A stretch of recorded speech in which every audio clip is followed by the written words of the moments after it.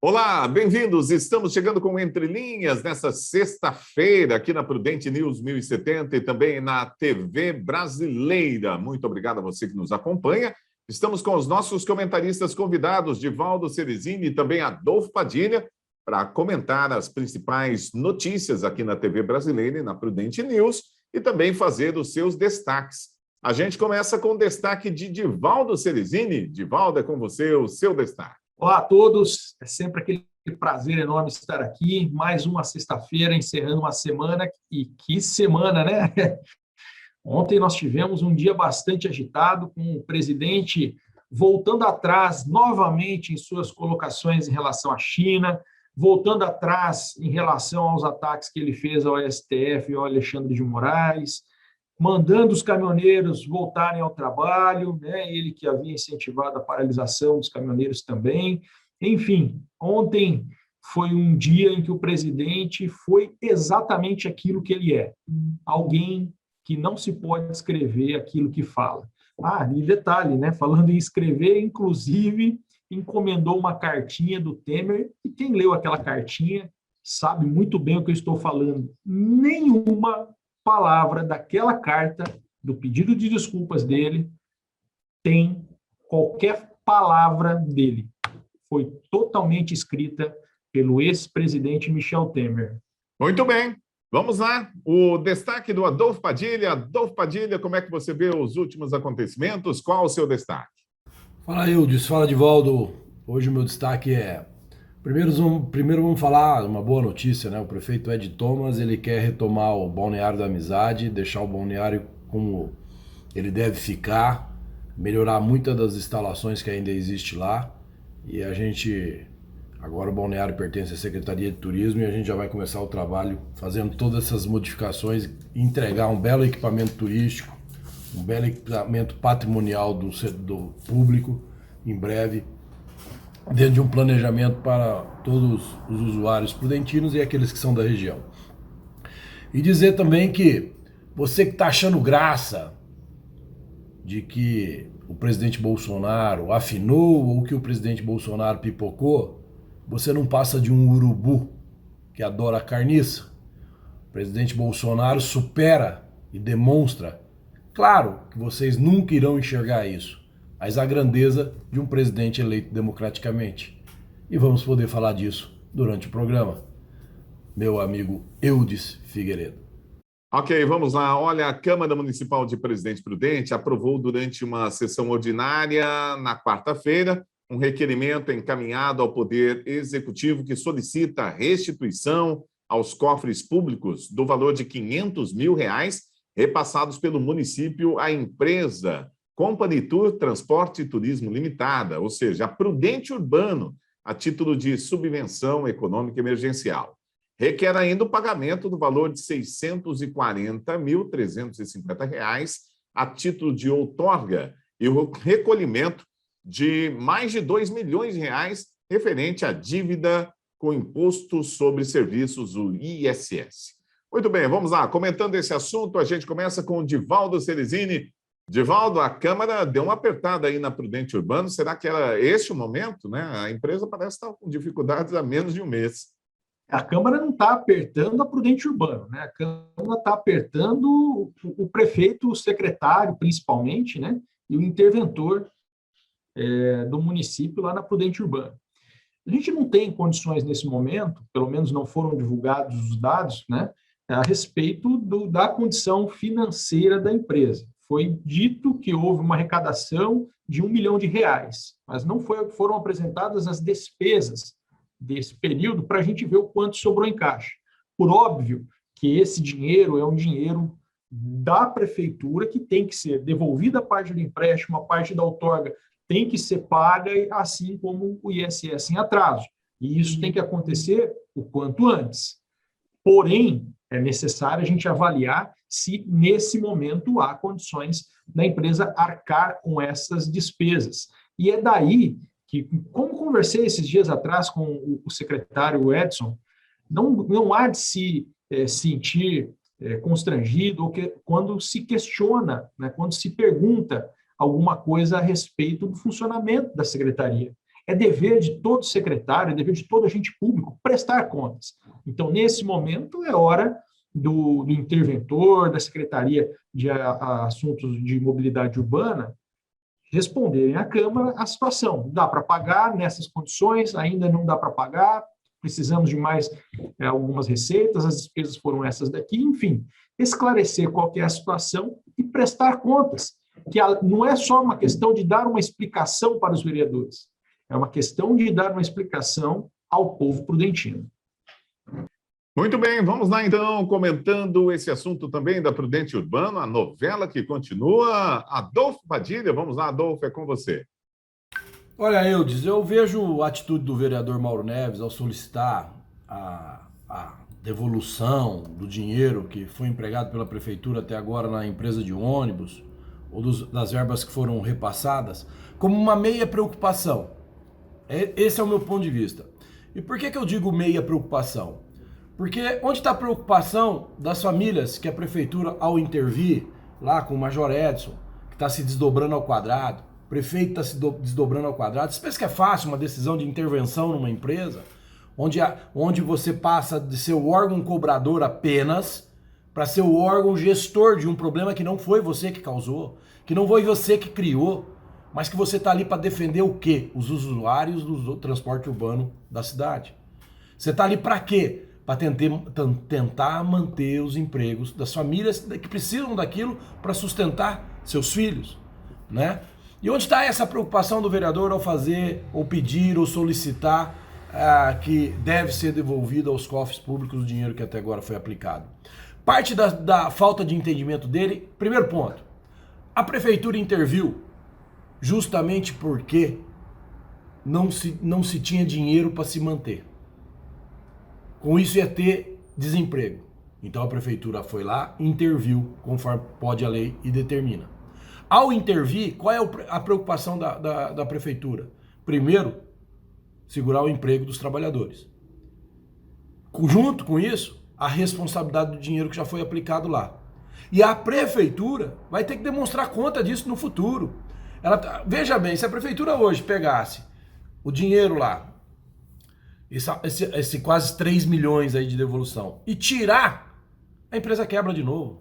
A prefeitura não tem como fazer as duas coisas juntas, meu vereador. Não tem como a prefeitura devolver agora o dinheiro e, ao mesmo tempo, colocar o dinheiro para segurar os empregos das pessoas que estão lá. Gente, isso é falta de bom senso. Isso é falta de ir lá e participar. Isso é falta de, repito aqui, de ver o esforço que o secretário da CEMOB, o Major Edson, está fazendo com a equipe que ele pôs lá, a pedido do esforço que o prefeito está fazendo desde o início, quando se teve que tomar a decisão de intervenção.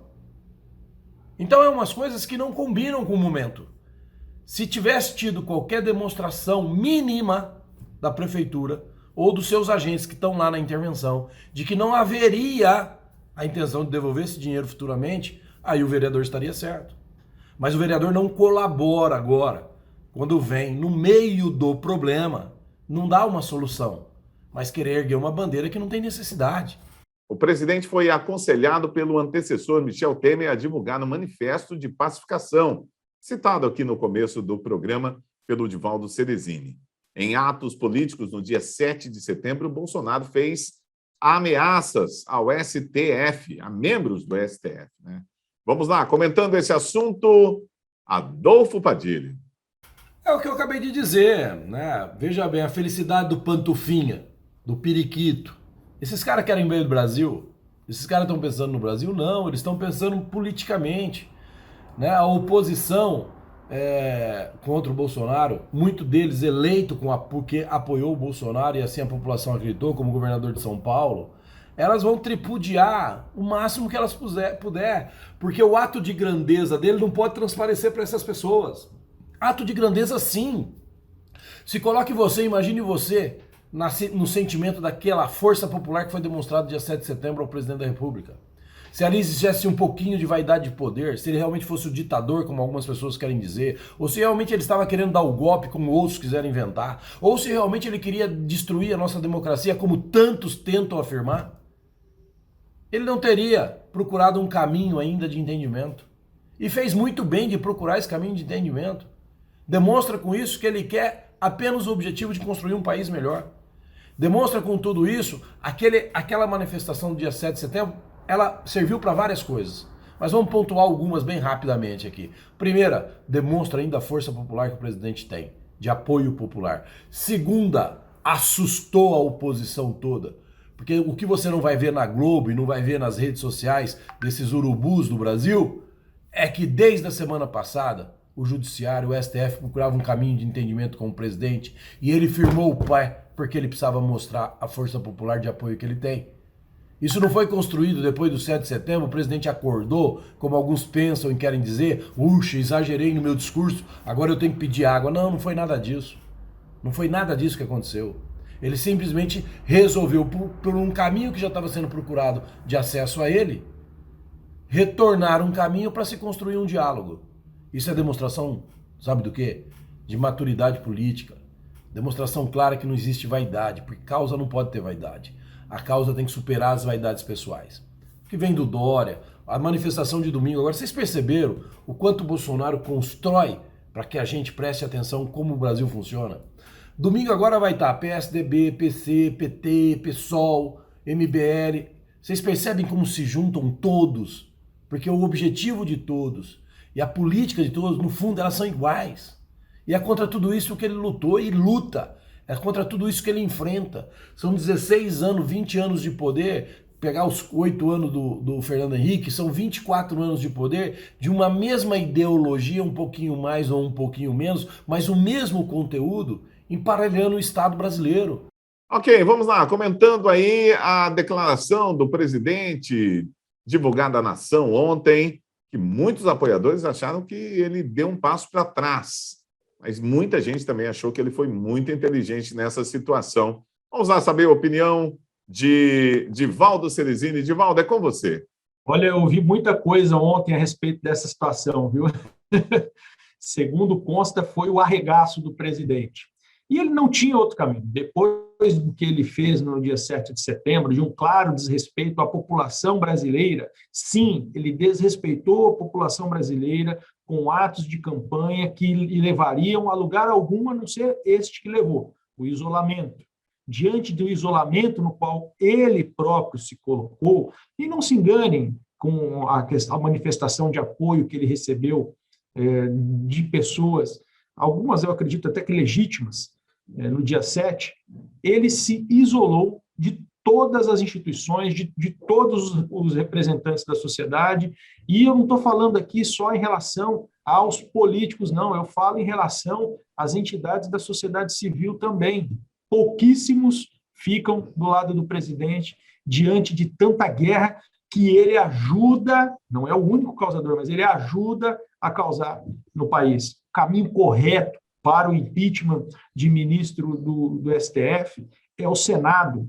Teria sido a CPI lava-toga que ele ajudou a sabotar. E eu volto aqui a lembrar, nós faltaram 4 votos para aprovar a CPI lava-toga.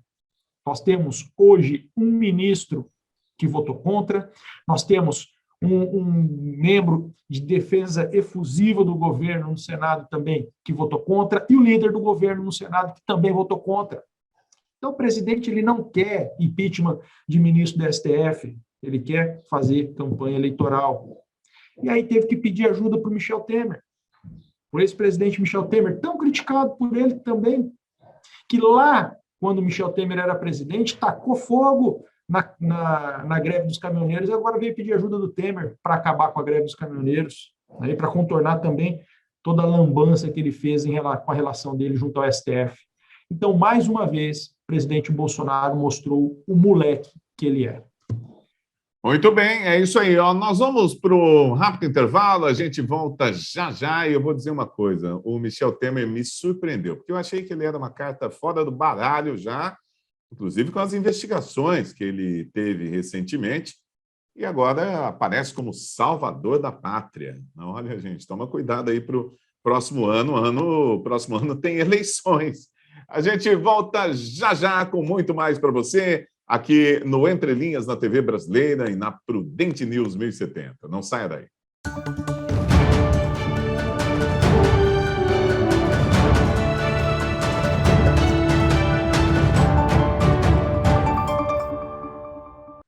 bem, estamos de volta aqui na Prudente News 1070, na TV brasileira. E olha, ainda falando sobre a divulgação da carta ontem por Bolsonaro, uma declaração à nação, amenizando o tom do dia 7. Né? Bolsonaro diz que os ataques foram no calor do momento. Essa reportagem está no site da UOL. E após a divulgação da carta aberta feita pelo presidente Jair Bolsonaro, na qual ele recuou e disse que a fala de caráter golpista, que aconteceu no dia 7/9, golpista, quem está dizendo aqui é o UOL, tá? Não é uma opinião minha, mas e tem muita gente que tem essa opinião. Mas vamos lá. De caráter golpista, no dia 7 de setembro, decorreu do calor do momento. E aí o governador de São Paulo, João Dória, reagiu nas redes sociais em tom de ironia, como é de praxe dele, né? Dória e Bolsonaro são considerados rivais políticos. Aí, entre aspas, as palavras do João Dória, governador do estado de São Paulo. O leão virou um rato, grande dia. Muito bem, vamos lá. Começando com essa declaração aí, Adolfo Padilha. Muita calma nessa hora. Adolfo, é com você. Eu disse aqui no meu comentário e fiz uma colocação de que aqueles que hoje estão achando graça ou de alguma forma acham que desmerecem os apoiadores, aqueles que foram às ruas no dia 7 de setembro, não passam de um urubu que gosta de carniça, urubu que gosta de sangue. Eu tenho aqui gravado e venho dizendo há muito tempo que as manifestações do 7 de setembro eram maiores do que simples apoiadores do presidente Bolsonaro. É por uma causa. E quando se luta por uma causa, não se tem vaidade. E o presidente Bolsonaro, mais uma vez, age com maestria, age com ponto cirúrgico nessa crise instalada pelo STF na nossa democracia. A todo momento, há de se lembrar aqui, o presidente Bolsonaro dizia agir nas 4 linhas e agia e dizia em seguir a Constituição. Ora, só na cabeça daqueles que diziam que seria ele o autor das agressões à democracia, entende que quem pede para agir nas 4 linhas e quem pede para seguir a Constituição não pode ser golpista, ou não pode ser ditador, ou não fere a democracia. Mas está difícil e está complicado, porque as pessoas elas não estão avaliando o macro, algumas pessoas. Elas querem pegar sempre a parte mais fraca. Veja a oposição hoje toda urubuzada, toda achando uma grande oportunidade de, enfim, derrubar a popularidade do presidente Bolsonaro. Então fica muito claro isso quando você vê nos programas, quando você vê os pantufinhas ou os isentões querendo dizer que o presidente pipocou, que o presidente afinou. Não, o presidente apenas foi presidente, sem vaidade pessoal. O presidente não deixou se levar pela vaidade da força popular que tem, demonstrada no dia 7 de setembro. O presidente não se deixou levar pela vaidade de alguns assessores dizendo que agora era a hora. Mas a hora do quê? A hora para quê? Ele ainda insiste em querer dizer que tem que jogar nas 4 linhas. Ele ainda insiste em querer demonstrar que é possível ter harmonia entre os poderes. Que volta a dizer, harmonia essa rompida não pelo executivo, mas sim pelo judiciário, através de alguns membros do STF. Você que de alguma forma está decepcionado, não é para ficar decepcionado, é para entender mais ainda como que o jogo é jogado, como que se deve ter a responsabilidade do cargo. E é o que o presidente Bolsonaro demonstrou. É muito fácil agora as pessoas, como estão sendo colocadas, principalmente pelas mídias, o que está querendo colar nele alguma coisa sobre pipoqueiro, arregou, afinou. Perceba você que isso é só uma estratégia para enfraquecer ele popularmente. Ok, vamos lá. Divaldo Cerezini, o leão virou um rato, grande dia. O Dória também dá aquela pelada nas redes sociais, né? Era para tanto? Você achou que ele foi na medida certa? Como é que foi? O leão virou rato, o rato continua rato, né? Para parafrasear aí a papagaiada. Mas o fato é que o João Dória também não é opção alguma. Não devemos ficar dando ouvidos para o que o João Dória fala, porque ele é outro também que a gente não pode escrever aquilo que fala. O João Dória simplesmente está se aproveitando da desgraça que o Bolsonaro cavou para si próprio, né, para tripudiar. Isso não tem nada a ver com querer o bem do Brasil, né? A gente vê a quebrada de cara que o Bolsonaro deu ontem e quem realmente... Pessoal, a gente tem dificuldade, assim, eu compreendo a dificuldade que muita gente tem em admitir que o Bolsonaro é mais do mesmo, que o Bolsonaro é igual ao Lula, que o Bolsonaro é igual os que passaram antes dele pela cadeira da presidência, porque havia uma expectativa de mudança real, mas ela não aconteceu. Enquanto a gente não admitir que ela não aconteceu, que ela não acontecerá, porque o Bolsonaro é igual aos que o antecederam, nós não vamos começar a trilhar o caminho que a gente precisa. E é importante a gente destacar aqui que João Dória também não vai promover essa mudança que a gente quer, Ciro Gomes também não vai promover essa mudança que a gente quer, e Bolsonaro muito menos. Ele já demonstrou nesse tempo todo que ele sabe fazer. É só causar confusão e fazer campanha eleitoral. É só isso que ele sabe fazer. Enquanto a gente não admitir isso, não der o braço a torcer, nós não começaremos a construir o país que a gente deseja. E não é vergonha nenhuma admitir isso, não. Muita gente teve expectativa em relação ao Bolsonaro. Nos frustramos. Agora precisamos caminhar para frente.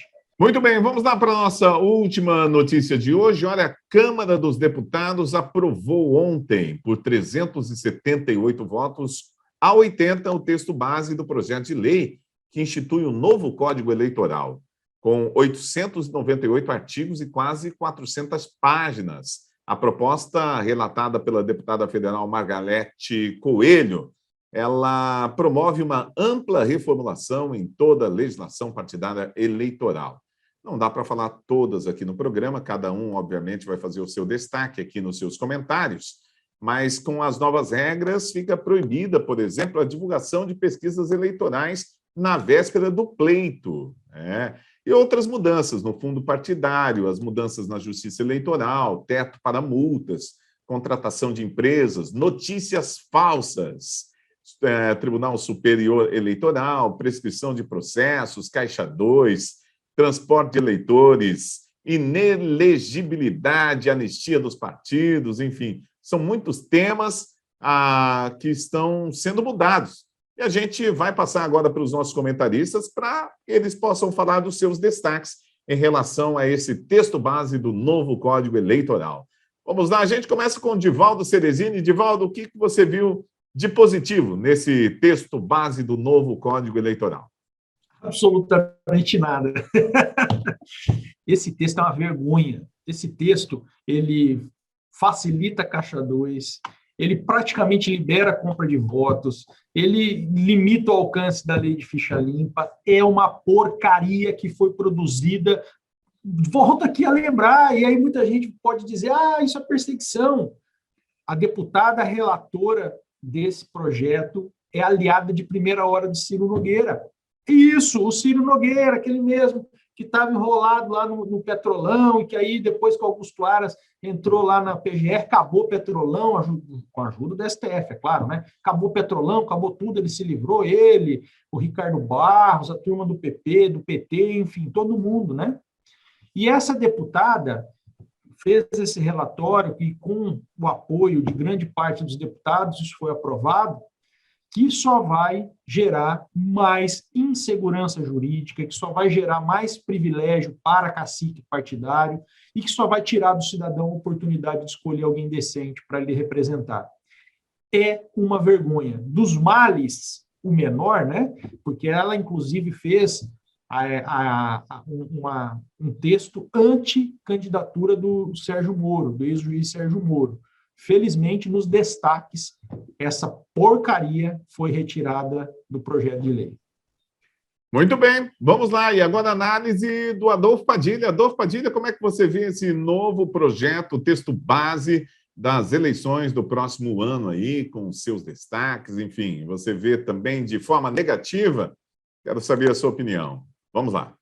Cara, esse negócio de lei eleitoral é complicado, né? No final que a gente vai ver como é que fica. Tem alguns pontos que eles são interessantes, que eu sempre defendi há muito tempo. Pesquisa eleitoral é um jeito de induzir a pessoa ao erro, porque elas são vendidas, claramente vendidas, sempre foram, isso já faz mais de 20 anos, né? Eu vi isso de perto acontecendo várias vezes, e nesse novo texto eles dizem que pesquisa eleitoral não vai poder ser colocada na véspera dos pleitos e, além disso, deverá informar o percentual de erros que essas pesquisas, acertos das últimas 5 eleições. Isso é interessante? Para mim, pesquisa eleitoral tinha que acabar faltando 20 dias para o pleito, porque ela é induzida, ela é usada, ela informa errado, ela é mentirosa, ela é um fake news, como as que nós estamos vendo agora para presidente da República, já estão bem antes da eleição. O fundo partidário vai determinar que basta o interesse partidário para justificar a despesa. Um absurdo, né? Isso é um absurdo. Junta ali a cupulinha do partido, é de interesse partidário não gastar na compra de um avião, então tá valendo, é interesse partidário, a ata tá assinada e vamos comprar um avião. Então, pegando esses 2 pontos do texto todo, a gente, o teto, um máximo de R$30 mil para multar partidos por desaprovação. Quer dizer, eles não têm teto limite para receber dinheiro do fundo partidário, mas eles querem serem multados só em R$30 mil se eles cometerem algum erro na prestação de contas. Você entende? Você que está me ouvindo e você que está me vendo na TV brasileira, você consegue entender como que é isso? Quer dizer, se eu prestar conta errada daquela fortuna milionária que eu uso do seu dinheiro, o máximo que eu posso pagar é R$30 mil de multa. É o máximo. Não pode ser mais. Mas o que eu quero do seu dinheiro é tudo. O que eu quero do fundo partidário é tudo. Então onde que esses caras pensam no povo brasileiro? Aonde esses caras estão preocupados com aquele cara que não tem casa, não tem saúde? A Câmara Federal, o Senado e a Câmara tem que mudar. E a responsabilidade é nossa o ano que vem.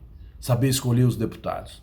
Saber escolher aqueles que estão mais próximos da gente, para poder cobrá-los de atitudes e de evitar a aprovação de projetos como esse aqui. Tem coisas boas, mas a maioria das coisas é para desviar a nossa atenção e não prestar atenção nos detalhes. Repito, eles querem estabelecer R$30 mil de multa se a prestação de contas de 10 milhões de reais for errada. É o fim da picada, né? Mas ainda tem que passar pelo Senado e depois ainda vai para a aprovação do presidente Bolsonaro, que deve sancionar ou não sancionar a lei. Vamos aguardar, porque ainda vai passar muita água por essa ponte, meu amigo Eudes Figueiredo. Ok, bom, estamos encerrando o nosso Entre Linhas de hoje. Muito obrigado, Edivaldo Cerezini, Adolfo Padilha e você que nos acompanha na TV Brasileira e na Prudente News 1070. A gente se fala no nosso próximo encontro. Grande abraço e até lá.